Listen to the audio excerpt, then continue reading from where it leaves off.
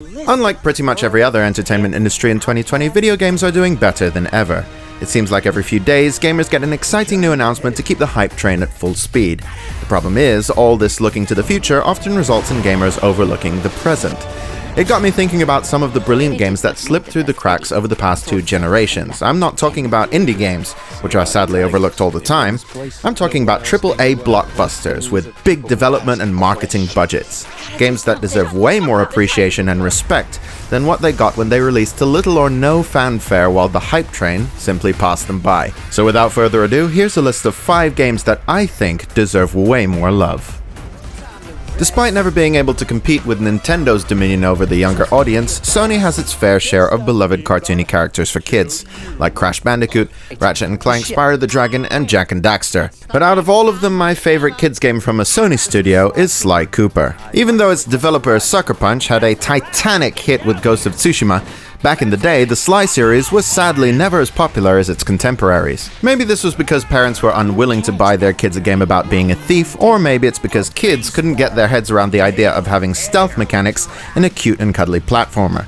But those are the things that make Sly Cooper unique even to this day. Even though Sly 4 wasn't developed by Sucker Punch, I feel that the new developer, Sanzaru, did an amazing job making a game that feels like a true sequel, even taking the game's story to risky new places. If you haven't played them already, I would recommend all the Sly Cooper games, particularly the first 2, but Sly 4 gets a special mention from me for 3 reasons. Firstly, because it was supposed to be a big comeback for the series. Secondly, because... Spoiler alert!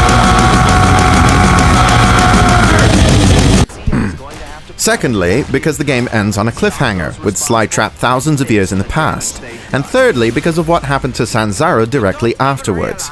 Sadly, this talented team was one of many developers Sega roped into their inexplicable quest to make 3D Sonic games as terrible as humanly possible. Sonic Boom Shattered Crystal is not a good indication of what Sanzaru is capable of. In fact, Thieves in Time got near universal appreciation from critics when it was released, and yet it's by far the most overlooked entry in one of Sony's most overlooked franchises. With the success of Ghost of Tsushima, I sincerely hope that people become more aware of other brilliant IPs Sucker Punch has created in the past, because I would love to see this ragtag crew of lovable and hilarious misfits reunited for at least one more adventure. Sleeping Dogs is an open-world action-adventure that unfortunately couldn't escape the massive shadow of the industry-dominating giant that is GTA, but it really should have. Unlike GTA, Sleeping Dogs is a crime drama, more akin to the Mafia series. It's also set in Hong Kong, and to my eye, as someone who used to visit there often before we all started living in a Stephen King novel, the team did a wonderful job bringing that setting to life, albeit in a non-geographically accurate way. For my money, Sleeping Dogs also has one of the best stories I've ever experienced in a game of this genre. Like the Scorsese film The Departed, the tension surrounding the idea of an undercover cop climbing his way to the top of a crime syndicate is well realized, at least in my opinion. The narrative is delivered mostly through subtext and subtlety, not so much about what the characters say, but more about how they say it.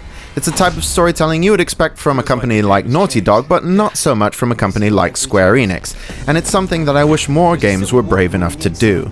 The gameplay was also fantastic for its time, embarrassing the quote-unquote realism of GTA 4 with the fun of Batman Arkham-style combat and arcadey driving inspired by martial arts movies. Admittedly, the game does feel slightly dated now though. The responsiveness of open-world games has come a long way over the past generation, and you can feel that in every tilt of the analog stick, even at high frame rates. The game also has a camera auto-centering feature that you can't turn off, even on PC. These are just minor problems though, and Sleeping Dogs ironically shouldn't be left to lie in obscurity. It's a fantastic narrative experience that I believe deserved way more attention. If you get to play the Mafia remake this September and still have a hankering for an open-world game that takes crime seriously, I would urge you to give Sleeping Dogs a try. MotorStorm is a fantastic idea for a racing franchise. Not only was it a high-octane action racer with awesome-looking real-time crashes, it featured a ton of unique ideas that I've never seen in any racing game before or since. In the MotorStorm games, players choose from a wide variety of vehicle types for any stage. Each stage has various routes built into it that are suited to the strengths and weaknesses of each vehicle. Superbikes are fast as hell, but they need near pristine roads to glide over, whereas big rigs can literally smash through walls. On top of this, MotorStorm Apocalypse added the chaos of natural disasters to the series formula. These large-scale, real-time set pieces not only looked impressive, they made the stages dynamic. A bridge might warp and buckle in lap 1, only to collapse and lead you through a different area in lap 2. It was an amazing idea, but sadly, it arrived at the worst possible time. MotorStorm Apocalypse was in development for at least 2 years before it was released on March 5th, 2011, just a few days before the Tohoku earthquake and tsunami devastated Japan. Sony immediately discontinued all promotion for MotorStorm Apocalypse. Sadly, this meant that the game ended up being almost instantly forgotten by most, but not by me. If you still have a PS3 lying around, I would definitely recommend finding a copy of this game and giving it a try. Whether or not you love it as much as I do, I can promise you this: you have never played a racing game like it. Underappreciated doesn't even begin to describe how tragically overlooked I feel this game is. Brutal Legend is quite possibly my favorite setup for a video game ever. You get to explore a fantasy world based on the art of heavy metal album covers. You play as Jack Black, fighting Tim Curry's hellish army with both a figurative and literal axe. Also, it's an RTS. Yeah, this is why most people felt a little misled, to be honest, including my 20-year-old self back when the game was released.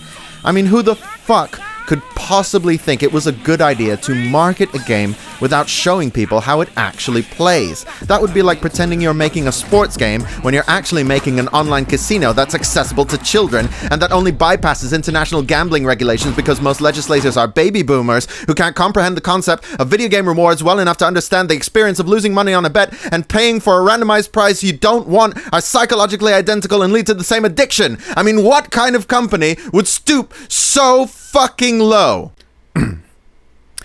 On top of people's disappointment with the game's misleading marketing, Brutal Legend had the misfortune of releasing in 2009, a year that was plastered wall-to-wall with AAA blockbusters. In fact, it came out just days away from Uncharted 2, Borderlands, Bayonetta, and Demon's Souls. Yeah, great idea marketing this game as an action-adventure, EA. Good thing we don't have too many of those kicking around. In my opinion, Brutal Legend has charming, witty writing, instantly lovable characters, brilliantly expressive, nuanced animation that made me laugh out loud several times, simple but immensely entertaining vehicular combat, possibly the best soundtrack in any video game ever, and a ton of unique ideas that you just don't see in other games. I mean, Lemmy's bass uses strings that are spun by giant metal spiders. That's the most metal fucking thing I've ever seen. Nowadays, Double Fine is officially part of Microsoft, and the long-awaited Psychonauts 2 is just over the horizon. Here's hoping that this incredibly talented and grossly underappreciated team finally gets the commercial hit they have deserved for nearly 3 console generations. If they do, then maybe, just maybe, they'll have another chance to prove that metal isn't dead after all. Telltale Games is well known for brilliant storytelling, but in my opinion, their best series by far is Tales from the Borderlands. This is legitimately the only other video game besides Portal 2 that actually made me laugh to the point where I couldn't breathe. Comedy in a game is obviously far more difficult than it is in other mediums, because it requires precise timing. Something you can't really guarantee while the player is in control, unless you put them in very specific timed situations. Even in cutscenes, performance has to be absolutely perfect in order for a joke to land. A dropped frame here or there could be the difference between a player slapping their knee or rolling their eyes. And to be perfectly honest, Tales does suffer from that problem a little bit.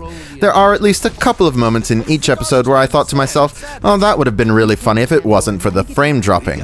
Despite this though, Tales from the Borderlands had me in stitches for most of my playthrough. In my opinion, the game also has the most likable and interesting characters in the Borderlands universe by light years, with easily the best story in the series, and that's coming from someone who absolutely adored Borderlands 2.